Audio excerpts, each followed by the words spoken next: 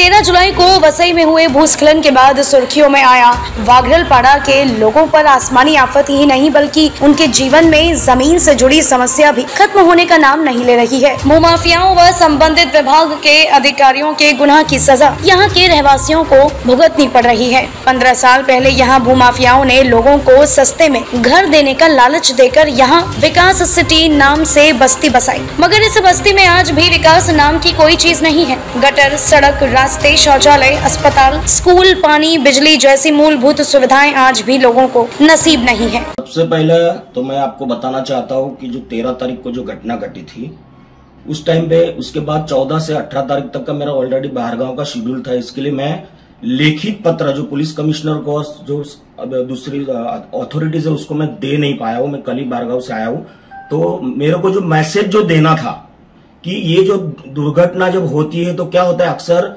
इसको आकस्मिक मृत्यु दिखा के उसको रफा दफा किया जाता है। लेकिन मैंने विविध माध्यमों के द्वारा ये मांग की थी कि इसको आकस्मिक मृत्यु नहीं कहा जाता है, इसको हत्या कही जाती है। क्योंकि जब वहां पे पहाड़ खोदे गए, पहाड़ खोदने के बाद वहां पे इलीगल कंस्ट्रक्शन हुआ, तो वो कहीं ना कहीं इसको आप आकस्मिक मृत्यु नहीं, इसको हत्या कह सकते। और मेरे ख्याल से कहीं ना कहीं पुलिस प्रशासन ने इस मेरी मांग को कहीं पे ध्यान में रखते हुए 304 का गुना दाखिल किया। इसके लिए मैं पुलिस प्रशासन का सबसे पहले आभार व्यक्त करता हूं।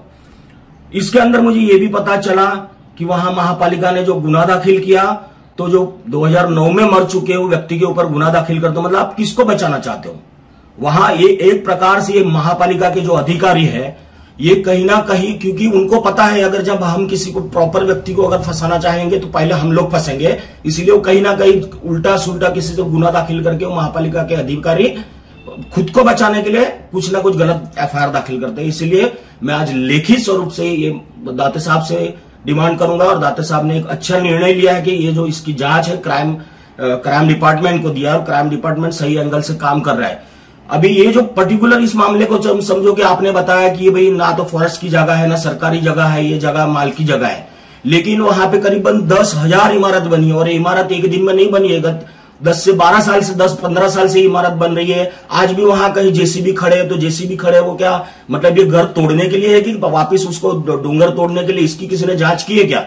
तो ये जो है इसके अंदर आज जो गुना दाखिल होता है, तो मतलब जो गुना दाखिल किया है वो मतलब उन्होंने ये दिखाया कि मुझे, मेरा भी डिपार्टमेंट से बात हुआ था, उन्होंने मुझे बताया था कि ये कोई फॉरेस्ट की जगगह नहीं है, मालकी जमीन की है।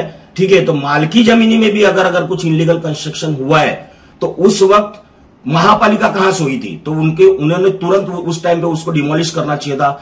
आज आप हजारों परिवारों को बेघर कर रहे हो क्योंकि आपकी जेब तो ऑलरेडी भर चुकी है।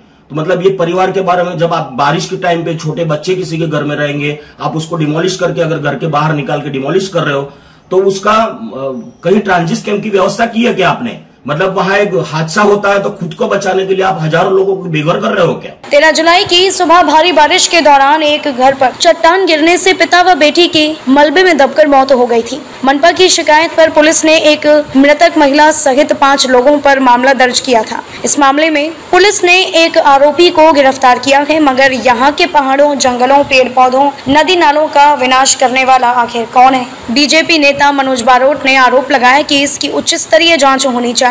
पर्यावरण को नुकसान पहुंचाने वाले संबंधित अधिकारियों व भूमाफियाओं पर कड़ी कार्यवाही होनी चाहिए। को तो नुकसान पहुंचाया जा रहा है, इसीलिए मैंने जो आपको जो पहले बोला कि इसके अंदर महापालिका, फॉरेस्ट और रेवेन्यू डिपार्टमेंट तीनों अधिकारी, क्योंकि कहीं ना कहीं फॉरेस्ट की जगह में ये हो रहा है, कहीं ना कहीं सरकारी जमीन, जब पहाड़ तोड़े जाते हैं तो उसका क्या परमिशन लिया था क्या, उसका रॉयल्टी उसने भरा है क्या। अगर बिना रॉयल्टी भरे जब वहां पे पहाड़ काटे जाते हैं तो वहां पे जो हमारे तलाटी था, सर्कल ऑफिसर था, वो क्या कर रहा था।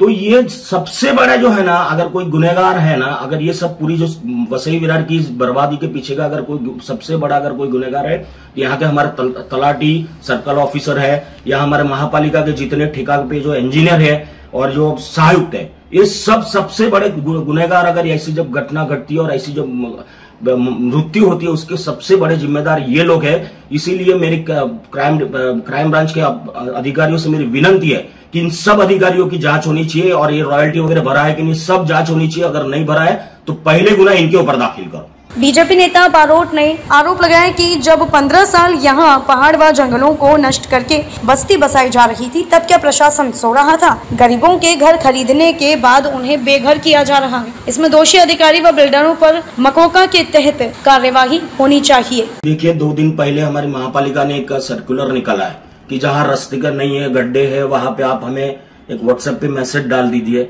मैं ये पूछता हूँ कि जब वो 13 तारीख को जब ये घटना घटी, वहां पूरी महापालिका वहां थी, वहां रास्ता है क्या? पहला ये काम है ना, वहां शुरुआत वहां से करिए।